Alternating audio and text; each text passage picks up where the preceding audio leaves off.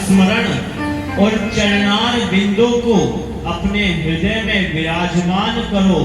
जब कभी और जहां कहीं भी भगवान श्री हरि का सत्संग अथवा कथाएं हो, उस सत्संग में विराजमान हो, क्योंकि वहां पर गंगा जी, यमुना जी, सरस्वती जी और गोदावरी आदि सभी तीर्थ आकर विराजमान होते हैं। देखिए कितना सुंदर मतलब ठाकुर जी का विग्रह को बताया गया, कितनी बड़ी बात बताई गई। हम यहाँ पर विचार कर रहे हैं कि हमारी सभा में कोई नहीं है, हमारी कथा में कोई नहीं है, और शास्त्र इतनी बड़ी बात कहता है कि अगर आप भाव रखो तो जहाँ भागवत महापुराण होती है वहाँ पे गंगा, यमुना, सरस्वती और गोदावरी विराजमान हो जाती है। तो अपने मन से यह भाव आप मिटा दें कि हमारी कथा में कौन है। आप ये देखिए, ये प्रवाहित नदियां इस कथा के आसपास है। क्या हम और हमारा भाग्य ऐसा है कि हम उस नदियों में गमन कर सके और अपने पापों को धो सके। इन नदियों तक हम लोग नहीं आ पा रहे जो ठाकुर जी के विग्रह के श्री चरणों में बह रही है, यह शास्त्र कहता है। परम आनंद परमानंद के जो अंश है वह नंद बाबा है, और मुक्ति गेहिनी यशोदा जो मोक्षदायिनी है वो यशोदा महारानी है। और वेद पुरुष के रूप में साक्षात जो वसुदेव हैं उन्हें कहा गया है, और ब्रह्म विद्या साक्षात देवकी माता है। और इनसे प्राप्त ठाकुर जी जो हमें मिले हैं, सुंदर स्वरूप भगवान श्री कृष्ण, ये वेदों के ये तत्व परम ब्रह्म भगवान श्री कृष्ण है। गोकुलम वन वैकुंठम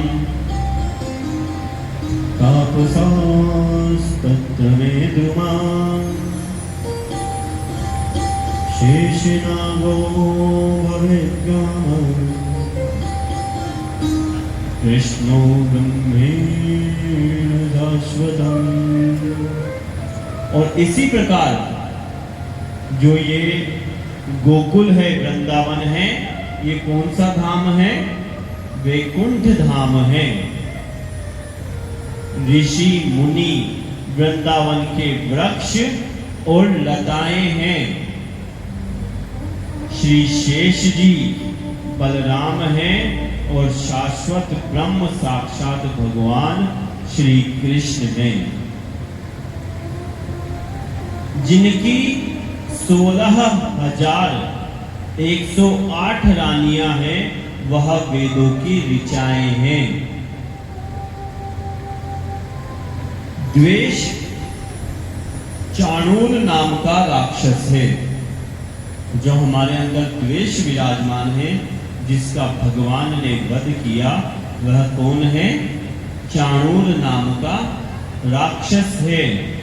और मत्सर मुष्टिक है, दर्भ कुवलिया पीड़ है, और जो हमारा गर्व है वह बकासुर है। और जो महाव्याधि हमारे साथ विराजमान रहती है वह अघासुर है। इन सब का नाश किसने किया? भगवान श्री कृष्ण ने किया। और जो कलयुग को प्रदर्शित करता है वह कंस है। तो इस कली काल का नाश भगवान कृष्ण ठाकुर जी की भक्ति पर ही निर्भर है।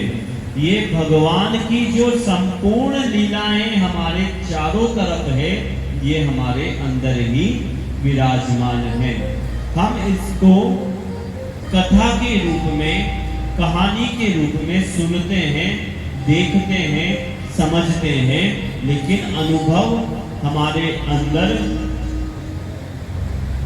होता है कि हमारे अंदर क्या ऐसी स्थिति परिस्थिति बनी है जिसमें राक्षस के रूप में ये हमारे अंदर विराजमान है।